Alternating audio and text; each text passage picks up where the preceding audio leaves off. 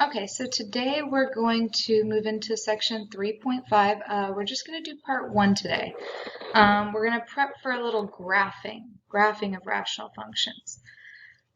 All right. The first thing we need to be super aware of is domain. We've talked about this. We've talked about the restrictions on the domain, so we're just going to practice it a little bit more here. Here, again, you know your domain, your denominator cannot be 0. So we know x minus 5 cannot equal 0. We know x cannot equal 5, right? Because 5 minus 5 will get me 0. So you could write it in set builder, x, such that x cannot equal 5. All right, I can't do those wigglies. There's your set builder notation, or you could put it in interval notation. And it just depends on what they ask for on the problem.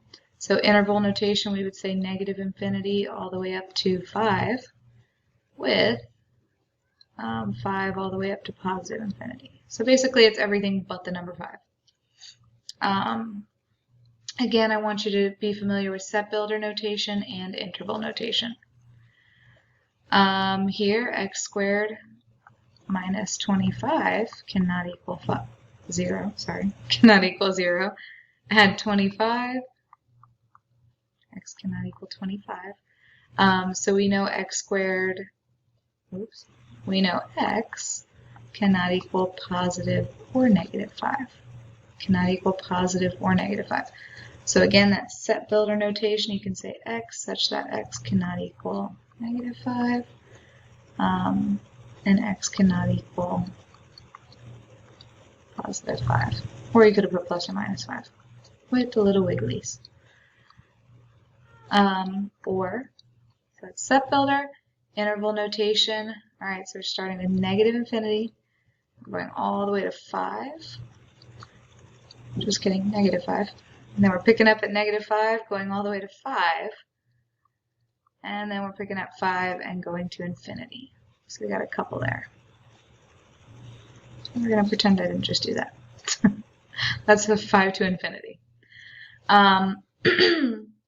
Last but not least, you know x squared plus 25 cannot equal 0. So subtract 25. X squared cannot equal negative 25. Well, that shouldn't be an issue. There is no number you can square and get a negative. It will automatically become positive. If you put positive 5 in here, it's positive 25. Negative 5 in here, it's positive 25. So in this case, we don't have any restrictions. That x can be whatever we want, so we can write all real numbers. All real numbers. We can do that fancy R. Or we can say negative infinity to positive infinity in that interval notation. All right. So that was domain. So it's very important to know your domain when you're graphing, right? Know what's allowed and what's not allowed. The domain will actually help you with vertical asymptotes. Vertical asymptotes. So vertical asymptotes are these imaginary lines that your graph gets really, really close to, but never actually touches. So in this case, our vertical asymptote was x equals 3, was that line. And notice my graph gets super close to that line, but it will never actually touch it or cross it. Again, gets super, super close, but never touches it or crosses it. So the first step is you always want to simplify. Simplify first. Simplify first. So here I've got x over x minus 1, x plus 1. All right, if we factor this out. I don't see anything that simplifies. All right, now look at your denominator. Your vertical asymptotes will be whatever gets you 0, right? Because you cannot have those. You can't have a 0. So your graph should never touch those. So we're going to have 1 at x equals 1.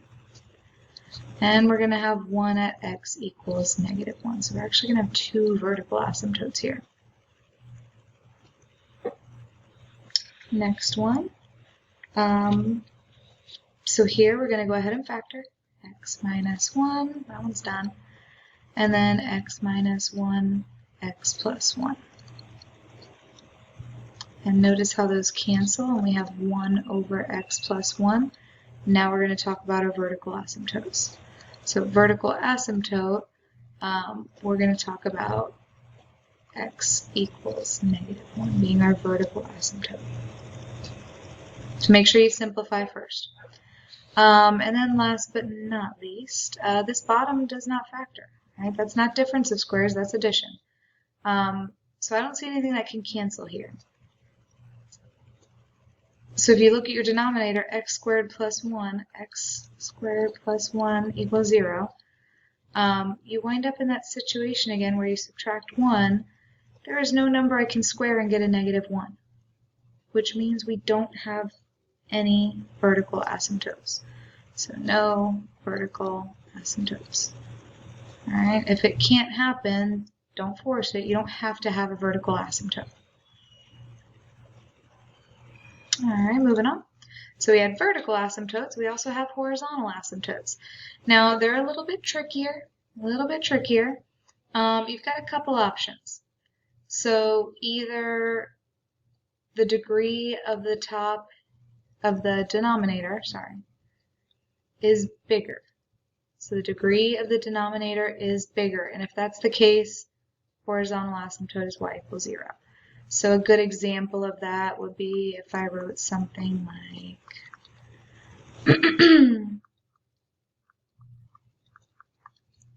all right, like this. Notice the degree of the denominator is bigger than the numerator, so we're going to say our vertical asymptote is y equals 0. We could also have that the degrees are equal, which is what this example over here is. Notice this is the first degree, this is the first degree. If it's equal, you just take the coefficients. So the coefficient of x is 1, the coefficient of x is 1. It would be the line y equals 1. All right, this would be the line y equals 1. 1 over 1 is 1. So you take those coefficients, right? You take those coefficients. And then again, there's also, if one of these cases doesn't occur, so let's say no vertical asymptotes. I don't know why this is vertical. That should not say vertical. Cross that off. No horizontal asymptotes would be an example like this. Let's say, right, if the degree of the denominator is smaller. So if it's greater, the denominator is greater, y equals 0. If it's equal, set up those coefficients. If it's less than, there is no horizontal asymptote. So that would be your third case. It's either greater, let's talk about the denominator. The degree is either greater than, less than, or equal to the numerator. Greater than, y equals 0. Equal to, set up your coefficients.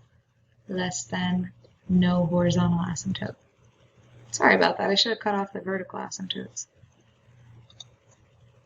Alright, so let's find some horizontal asymptotes here. So again, you have to look at the degree. The degree here is 2, the degree here is 2. So these are equal, so we're going to say equal degrees, just so we remember. So you set up your coefficients. Y equals, your coefficient of the numerator is 9. Your coefficient of the denominator is 3. We have y equals 3 is our horizontal asymptote.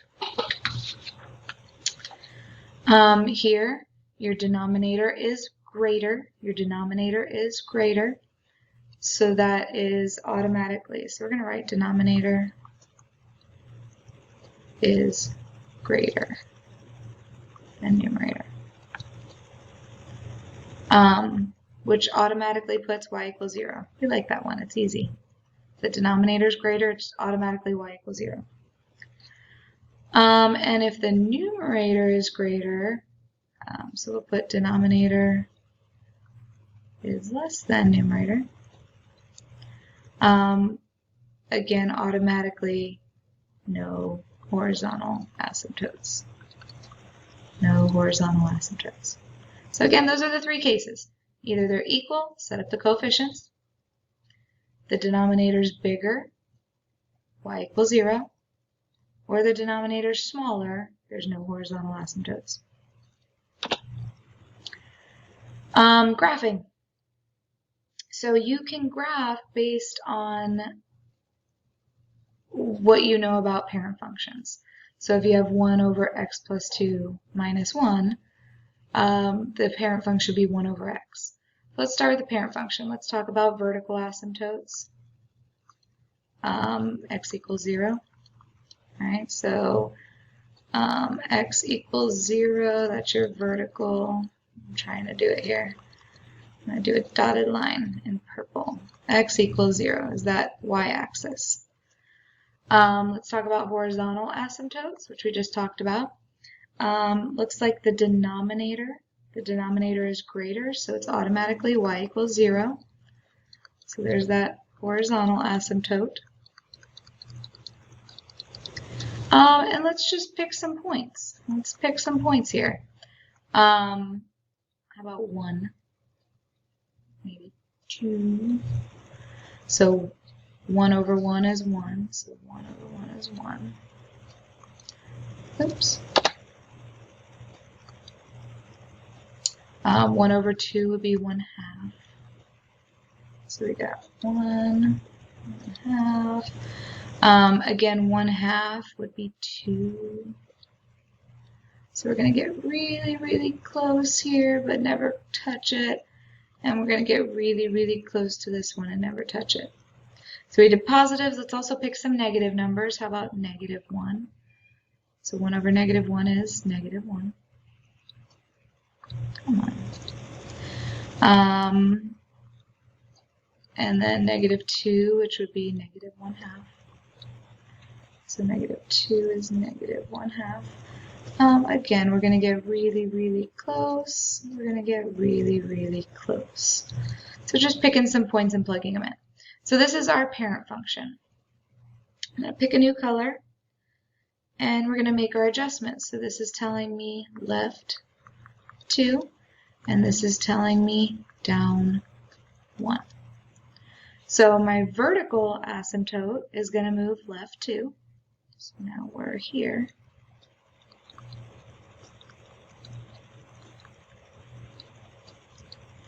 And my horizontal asymptote is going to move up 1, or sorry, down 1. Down 1. And we're going to shift that function. So now we're here, right? Getting very, very close to those. And we're here, getting very, very close to those. So you can use it, I know it's confusing with the purple and the red, but you can use that parent function to shift left, right, up, down. All right, that's it for today, guys.